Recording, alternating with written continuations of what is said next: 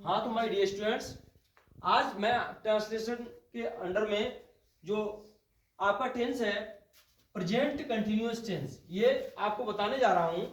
तो देखें, present means आप लोग जानते ही हैं वर्तमान होता है, और कंटिन्यूअस मीन्स कुछ लोग लगातार कहते हैं और कुछ लोग कहते हैं जारी। ठीक है, और टेंस मीन्स होता है आपका काल। कुल मिलाकर जो प्रेजेंट कंटिन्यूअस टेंस है वो उसको हिंदी में कहेंगे वर्तमान लगातार या फिर जारी काल। कुछ लोग कहते हैं वर्तमान लगातार काल, कुछ लोग कहते हैं वर्तमान जारी काल। ठीक है, इस तरह से। तो ये जो टॉपिक आप जानते ही हैं, पहले का दूसरा है, हमने जो लास्ट टाइम पढ़ाया था उसमें उसके अकॉर्डिंग ये है ये। और इसका जो आइडेंटिफिकेशन है वो है आपका पहचान। हिंदी के इन वाक्यों के अंत में रहा है, रही है, रहे हैं इत्यादि शब्द आते हैं एवं कार्य वर्तमान काल में जारी रहना पाया जाता है। बस यही पहचान है इसकी। लेकिन आगे जो आता है प्रेजेंट कंटिन्यूअस, परफेक्ट कंटिन्यूअस, उसमें मतलब समय भी दिया होता है कार्य करने का प्रेजेंट परफेक्ट कंटिन्यूअस में। ठीक है, तो वो बात की बात है। फिलहाल में यहाँ पर आपका केवल रहा है, रही है, रहे हैं ये शब्द दिए गए होंगे, या फिर वर्तमान काल में कार्य जारी रहना पाया जाएगा। ये इसकी आइडेंटिफिकेशन होती है। तो ये हम बताते हैं आपको। देखें, हाँ तो देखें, जो आइडेंटिफिकेशन है आपका वो इस तरह से है। हिंदी के इन वाक्यों के अंत में रहा है, रही है, रहे हैं आदि शब्द आते हैं एवं कार्य वर्तमान काल में जारी रहना पाया जाता है। जारी रहने का मतलब है चल रहा होता है वर्तमान काल में कार्य। ठीक है, चल रहा है, अभी पता नहीं कब खत्म होगा वो, ये कुछ बताया नहीं जाता है। तो इसके मतलब अंडर में जो सेंटेंस है वो पहला सेंटेंस है आपका अफर्मेटिव। कुछ लोग अफर्मेटिव सेंटेंस भी कहते हैं और कुछ लोग पॉजिटिव सेंटेंस भी कहते हैं। इस तरह से हम कह सकते हैं। तो अफर्मेटिव सेंटेंस या पॉजिटिव सेंटेंस को हिंदी में कहते हैं सकारात्मक वाक्य। अफर्मेटिव या पॉजिटिव को सकारात्मक और सेंटेंस को वाक्य। सकारात्मक वाक्य अभी मतलब बताते हैं आपको, उसके बाद नेगेटिव होंगे, उसके बाद इंटरोगेटिव होंगे। तो इसमें जो पहला है वो है आपका पहला रूल। रूल को आप लोग जानते ही हैं, हिंदी में नियम कहा जाता है। तो पहला ही अभी करवा रहे हैं, उसके बाद नेक्स्ट करवाते हैं। ठीक है, हाँ तो नेक्स्ट जो हमने बताया था आपको रूल फर्स्ट बताते हैं। तो रूल फर्स्ट में है, इन हिंदी वाक्यों का अंग्रेजी में अनुवाद करते समय मेन वर्ब की फर्स्ट फॉर्म में आईएनजी फॉर्म जोड़ दी जाती है। तो वो यहाँ पर बताया गया है, हिंदी वाक्यों का अंग्रेजी में अनुवाद करते समय मेन वर्ब, जिसे हिंदी में कहते हैं मुख्य क्रिया की फर्स्ट फॉर्म, प्रथम रूप जिसे हिंदी में कह सकते हैं, या फिर प्रथम अवस्था भी कह सकते हैं, प्रथम रूप ना कहना चाहें तो। ठीक है, इस तरह से में आईएनजी फॉर्म जोड़ दी जाती है। आप जानते ही हैं फॉर्म, देखो first form, second form, third form होती है, उसके बाद होती है आईएनजी फॉर्म आपकी। ठीक है, कुल मिलाकर 4 फॉर्म होती हैं इस तरह से। तो अब ये फर्स्ट रूल आपका हो गया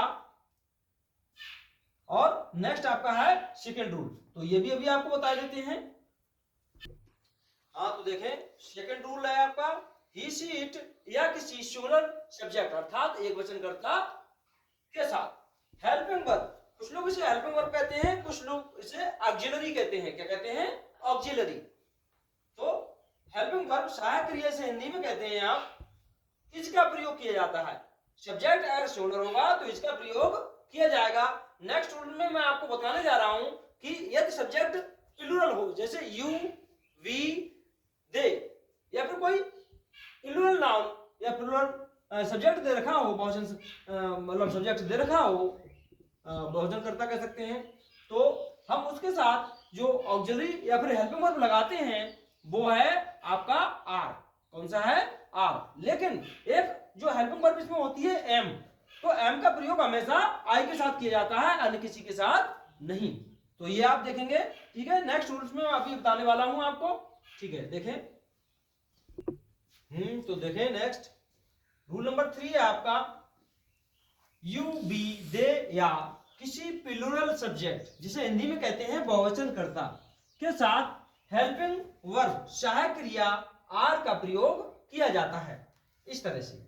और नेक्स्ट रूल इसी में जो मैंने अभी बताया था थोड़े टाइम पहले कि रूल नंबर 4 है आपका जो हेल्पिंग वर्ब एम है उसका प्रयोग केवल सब्जेक्ट आई के साथ किया जाता है, इस तरह से। ठीक है, देखो मैं राइटिंग करने के बाद वीडियो शूट कर रहा हूं इसलिए, जिससे कि आपका समय बच जाए, वीडियो लंबी ना हो। और वैसे अगर मतलब राइटिंग करते समय वीडियो शूट करूंगा तो वीडियो बहुत लंबी हो जाएगी। ठीक है, इसलिए आई एम सॉरी, मैं वीडियो शॉर्ट बनाना चाहता हूं। देखें, अब ये रूल्स 4 हो गया। इसके अलावा आपको आईएनजी जोड़ने के नियम बताए जाते हैं, वो अभी बताता हूं मैं।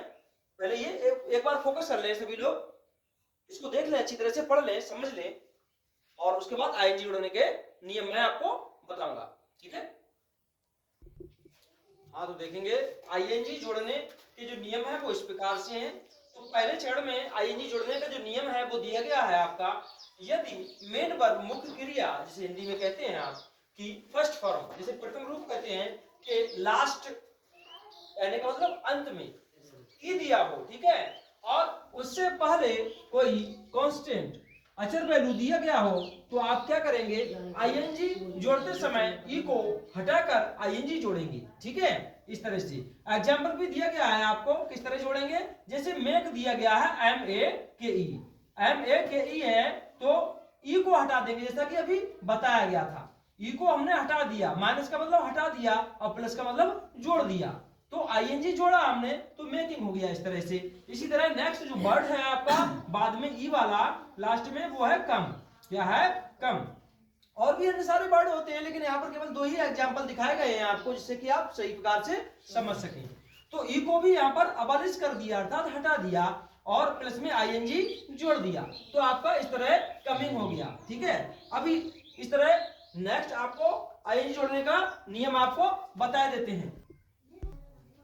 तो नेक्स्ट रूल है आपका, सेकंड रूल है, इसमें बताया गया यदि मेन वर्ब मुख्य क्रिया की फर्स्ट फॉर्म, जिसे प्रथम रूप हिंदी में कहते हैं, कि लास्ट में यानी मतलब अंत में यदि कोई कॉन्सोनेंट, कॉन्सोनेंट मींस आप जानते हैं व्यंजन कहते हैं, व्यंजन कोई दिया हो, और उससे पहले कोई बाबिल, जिसे स्वर कहते हैं हिंदी में, दिया हो, तो आप क्या करेंगे, आईएनजी जोड़ते समय अंतिम वाले अक्षर को डबल, कुछ लोग दुगना कहते हैं इसे, कुछ लोग दोगुना कहते हैं। ठीक है, तो मैंने दोगुना लिख दिया यहाँ पर, करके आईएनजी जोड़ी जाती है। जैसे कि स्विम दिया गया है SWIM, तो आईएनजी जोड़ रहे हैं, तो ये जो एम है वो कॉन्सोनेंट है, अर्थात व्यंजन है, और आई क्या है, वॉवेल है, तो इसलिए एम को डबल करके आईएनजी यहाँ जोड़ी है हमने, SWIMMING। नेक्स्ट है आपका बेग, BEG, बेग। तो देखो जी क्या है, यहाँ पर कॉन्सोनेंट है, व्यंजन है, और ई क्या है, वॉवेल है, इसलिए इसमें आईजी जोड़ी हमने। तो देखो BE डबल जी कर दी, लास्ट वाला जो अक्षर है अंतिम वाला उसे डबल कर दिया और आईएनजी जोड़ दी, बेगिंग हो गया। इस तरह एग्जांपल है, लेकिन इनका अपवाद भी है, वो मैं अभी 3 अपवाद आपको बताता हूं। यदि इनके लास्ट में WR दिया गया होगा, यहाँ पर IM या G है, वो यहाँ पर होगा WR में से कुछ भी, और उससे पहले बबल दिया गया होगा, तो आईएनजी जोड़ते समय हम इनके लिए दोगुना नहीं करते हैं। ठीक है, वो हम अभी बताते हैं आपको। तो जैसा कि मैंने बताया था अभी, एक्सेप्शन, जिसे हिंदी में आप अपवाद कहते हैं, यदि मेन वर्ब मुख्य क्रिया की फर्स्ट फॉर्म, प्रथम रूप जिसे हिंदी में कहते हैं, के लास्ट में WR दिया हो, और उससे पहले कोई बॉबल या फिर स्वर दिया हो, तो कह सकते हैं आईएनजी जोड़ते समय अंतिम वाले अक्षर को डबल या दुगुना नहीं किया जाता। मैंने अभी बताया था, वही इसका अपवाद है। अभी थोड़े समय पहले बताया था दुगुना किया जाता है, लेकिन यहाँ अपवाद भी है उसका, अगर इनमें से कोई भी दिया गया होगा तो आप अंतिम वाले अक्षर को दुगुना नहीं कर सकते। जैसे कि देखो पहला है W, तो ग्रो, ग्रो मीन्स होता है उगाना, GROW, ग्रो, तो इसमें आईएनजी जोड़ी जा रही है, तो कुछ भी डबल ना करके, W को डबल ना करके ऐसे आईएनजी जोड़ी गई। नेक्स्ट है आपका R, आंसर में R पाया जाता है, तो आंसर मीन्स जवाब देना या फिर उत्तर देना होता है, आप लोग जानते ही हैं, आईएनजी जोड़ी गई इसमें, तो आंसरिंग हो गया ऐसे ही WER, देखो यहाँ लास्ट में दे रखा है, तो R को डबल नहीं किया गया, ऐसे ही आईएनजी जोड़ दी गई। नेक्स्ट है आपका Y, क्या है लास्ट में, Y, तो Y देखो बाय में आती है, BU बाय, बाय मीन्स होता है खरीदना, ठीक है, या मोल लेना, तो प्लस में आईएनजी जोड़ रहे हैं इसमें, तो BU बाय रही, और आईएनजी हमने ऐसे जोड़ दी इसमें लास्ट में, बाय को हमने दोगुना नहीं किया। ये इसका अपवाद देखने को मिलता है। और नेक्स्ट भी है आपका जो रूल्स हैं इसके अन्य आईएनजी जोड़ने के, जैसे यदि मेन वर्ब के फर्स्ट फॉर्म के लास्ट में बाई ई दिया हो तो आईएनजी कैसे जोड़ेंगे, या फिर बाद में आई ई दिया हो तो आईएनजी कैसे जोड़ेंगे, वो रूल आपके दो और रह गए, वो भी बताते हैं आपको। ठीक है, इस तरह से देखेंगे। हाँ तो देखें, नेक्स्ट आपका है थर्ड नंबर, यदि मेन वर्ब मुख्य क्रिया के लास्ट अंत में आई ई दिया हो तो आईएनजी जोड़ते समय आई ई को बाई में बदलकर आईएनजी जोड़ते हैं। जैसे कैसे, T I E, tie means होता है बांधना, जैसे गले में जो लटकाते हैं वो भी एक टाई होती है। ठीक है, तो बांधना टाई मीन्स होता है बांधना, तो आई ई है, इसका आई ई को हटा दिया, मान इसका मतलब हटा दिया, प्लस में जोड़ा बाई और प्लस में आईएनजी भी जोड़ा, तो टाइम हो गया इस तरह से। ठीक है, नेक्स्ट है आपका डाई, डी आई ई, तो आई को माइनस कर दिया और प्लस में बाई को प्लस कर दिया, नीचे प्लस आईएनजी है तो क्या हो गया डाइन, इस तरह से। ठीक है, नेक्स्ट आपका आईएनजी जोड़ने का जो रूल है वो आपका और बताते हैं हम।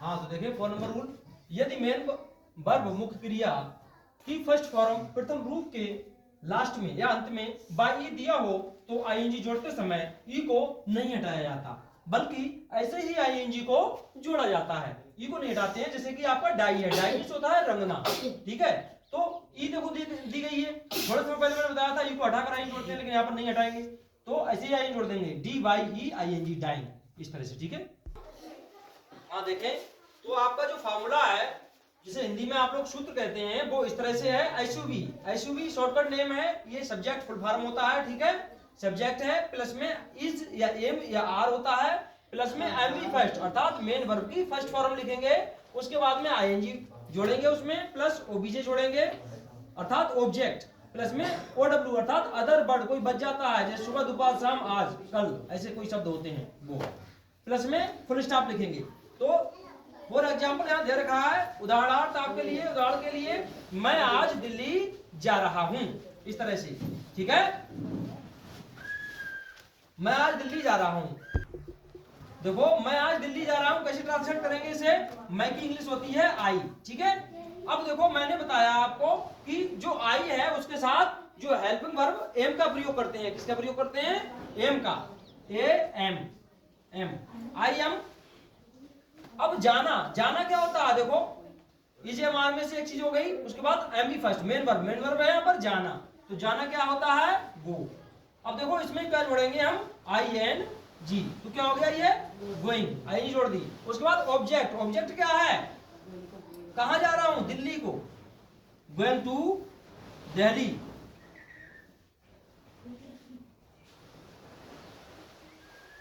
आई एम गोइंग टू दिल्ली, कब जा रहा हूं, आज, अदर वर्ड में आ गया ये टुडे, मतलब मैं आज दिल्ली जा रहा हूं, इसको बात को हम कहेंगे तो कहेंगे I am going to Delhi today. लेकिन मैं आज बदायूं जा रहा हूं, I am going to Badaun today. मैं आज बिनावर जा रहा हूं, I am going to Binawar today. मतलब जहां पर भी जा रहा हूं, केवल यहाँ जो प्लेस का नेम है वो चेंज करना है आपको, बाकी सेंटेंस यही रहता है। इस तरह से पुट करके देखा करेंगे और रिवीजन करेंगे। ठीक है, इस तरह से।